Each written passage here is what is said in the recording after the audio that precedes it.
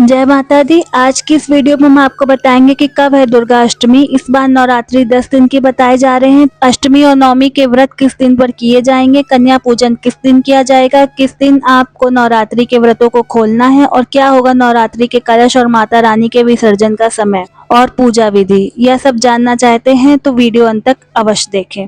इस बार शारदीय नवरात्रि 2025 में माता रानी हाथी पर सवार होकर पृथ्वी पर आई थी। इन नवरात्रों में एक चतुर्थी का दिन ज्यादा है, जिस दिन कोई भी नवरात्रि व्रत नहीं है। इस वजह से नवरात्रि 9 दिन के बजाय 10 दिन की बताई जा रही है और अष्टमी नवमी की तिथियों पर भी इसका प्रभाव पड़ेगा।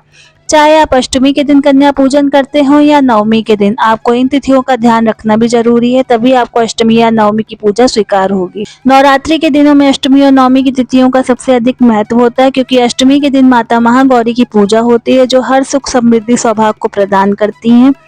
वहीं नवमी के दिन माता सिद्धिदात्री की पूजा होती है, जो साक्षात भगवान शिव और देवताओं तक को भी हर तरह की रिद्धि सिद्धि को प्रदान करती हैं।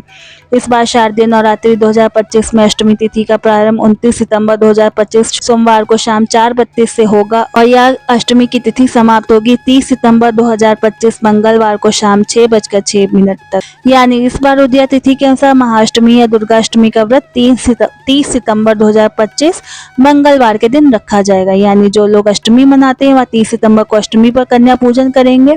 इस बार 30 सितंबर को अष्टमी पर कन्या पूजन करने के 3 सबसे शुभ मुहूर्त रहेंगे। पहला शुभ मुहूर्त होगा सुबह 5:01 से सुबह 6:13 के बीच। दूसरा शुभ मुहूर्त होगा अभिजीत मुहूर्त, जो सुबह 10:41 से दोपहर 12:11 तक रहेगा और तीसरा शुभ मुहूर्त होगा विजय मुहूर्त, जो दोपहर 2:10 से दोपहर 2:58 तक रहेगा। आइए अब जानते हैं नवमी कब मनानी चाहिए। तो इस बार नवमी तिथि का आरंभ 23 सितंबर 2025 मंगलवार को शाम 6:07 से हो रहा है और यह नवमी की तिथि समाप्त हो रही है 1 अक्टूबर 2025 बुधवार को शाम 7:01 तक। यानी इस बार उदया तिथि के अनुसार नवमी का व्रत 1 अक्टूबर 2025 बुधवार के दिन रखा जाएगा। जो लोग नवमी मनाते हैं वह 1 अक्टूबर को कन्या पूजन करेंगे। 1 अक्टूबर को नवमी पर भी कन्या पूजन करने के 3 शुभ मुहूर्त हैं।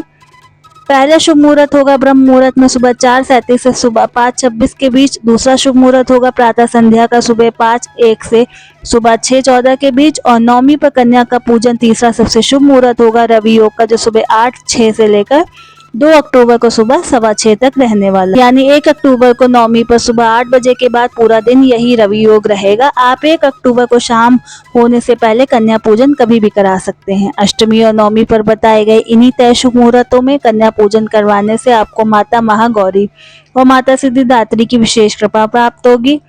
नवरात्रि के 10वें दिन दशमी विजयदशमी या दशहरा पर नवरात्रि व्रतों का समापन होता है। इसी दिन नवरात्रि के व्रतों को खोला जाता है। नवरात्रि में स्थापित माता रानी और उनके कलश का विसर्जन भी इसी दिन होता है। इस बार यह दशमी तिथि शुरू हो रही है 1 अक्टूबर 2025 बुधवार से और दशमी तिथि समाप्त होगी 2 अक्टूबर 2025 गुरुवार को।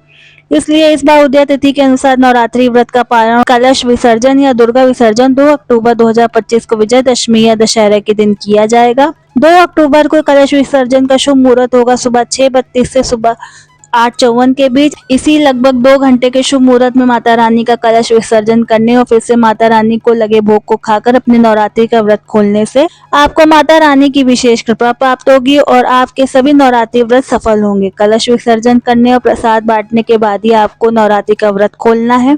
कन्या पूजन करते समय ध्यान रखें कि कन्याओं के पैर धोने के लिए थाली, साफ जल, साफ कपड़ा और तौलिया, महावर, आलता, सिंदूर, अक्षत, बैठने का आसन और कन्याओं को अपने सामर्थ्य के अनुसार कुछ न कुछ भेंट अवश्य दें। कन्या पूजन की सामग्री में आपके पास पूजा की थाली, घी का दीपक, एक गाय के गोबर का कंडा या उपले, लाल पीले गुलाबी फूल, मालाएं, लाल चुनरी, माता रानी को चढ़ने वाला 16 प्रकार का श्रृंगार। यह श्रृंगार की कोई भी एक वस्तु और भोजन में खीर, पूड़ी या गुड़ चना आपके पास अवश्य होना चाहिए। सबसे पहले आमंत्रित की गई कन्याओं के साफ पानी से पैर धुलाकर आसन पर बिठाएं। उसके बाद सभी कन्याओं को कुमकुम व अक्षत का तिलक लगाएं। अब कन्या को माता की चुनरी उड़ाएं और भोजन परोसें। आप कन्या को श्रृंगार का सामान जैसे चूड़ी, बिंदी, लाल रंग के कपड़े, पढ़ाई लिखाई से संबंधित सामान जैसे पेंसिल, कॉपी, बैग आदि भी दे सकते हैं। इसी के साथ कन्या पूजन के बाद कन्याओं को कुछ धन दक्षिणा के रूप में दे। इन सभी चीजों को देने से माता रानी प्रसन्न होती हैं और आपको कन्या पूजन का पूर्ण फल मिलता है। ध्यान रखें कि कभी भी कन्याओं को अपने घर से खाली हाथ नहीं भेजना चाहिए। आपके घर से कन्याओं को विदा करने से पहले आप उनके पैर जरूर छुएं और उनका आशीर्वाद लें।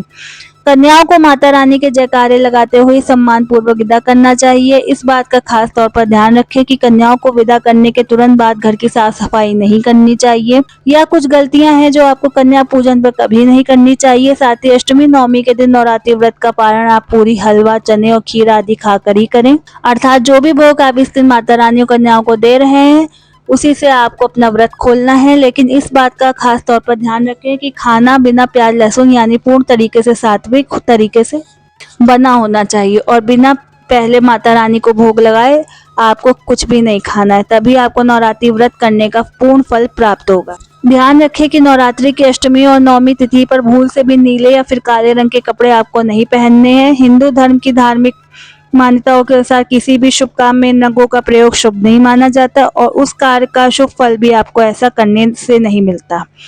ऐसे में इन रंगों को पहनने से बचें और इसके स्थान पर अष्टमी नवमी के दिन आप हरे, लाल, पीले, गुलाबी या नारंगी रंग के कपड़े पहने। नवरात्रि की अष्टमी और नवमी तिथि पर बाल या फिर नाखून आदि काटने से आपको बचना चाहिए। इस दिन ब्रह्मचर्य का पालन जरूर करना चाहिए। किसी भी तरीके के मदिरा, मांस का सेवन नहीं करना चाहिए। इसी के साथ इस दिन पर चमड़े आदि से बनी हुई चीजों का भी उपयोग नहीं करना चाहिए और ना ही ऐसा सामान अष्टमी नवमी पर कन्याओं को कन्या पूजन में भेंट में देना चाहिए। अगर आप इन सभी बातों का ध्यान रखते हैं तो आपको अपने नवरात्रि व्रतों को करने का संपूर्ण फल प्राप्त होगा। आइए अब जानते हैं अष्टमी नवमी की पूरी पूजा विधि। इस दिन सुबह जल्दी उठकर स्नान करें, फिर पूजा के स्थान पर गंगा जल डालकर उसकी शुद्धि कर लें। घर के मंदिर में देसी घी का दीपक प्रज्वलित करें, फिर माँ दुर्गा का गंगा जल से अभिषेक करें। अब माता गौरी को अक्षत, सिंदूर और लाल पुष्प अर्पित करें। प्रसाद के रूप में फल मिठाई चढ़ाएं। अब माता को श्रृंगार का सम्मान भेंट करें। अब अष्टमी और नवमी की कथा सुने। इसके बाद धूप और दीपक जलाकर दुर्गा चालीसा का पाठ करें और फिर माता रानी की आरती करें। पूरे दिन व्रत करने का संकल्प लें। इस दिन माता रानी को अपने घर आकर्षित करने के लिए हवन करें और 9 या 11 कन्याओं का पूजन करके उन्हें भोग लगाएं। दक्षिणा उपहार दें। फिर अगले दिन दशमी तिथि में माता रानी को भोग लगाकर अपना व्रत खोलें। ऐसी ही और जरूरी जानकारियों और व्रत कथाओं को सुनने के लिए हमारे चैनल को जरूर सब्सक्राइब करें। जय माता दी।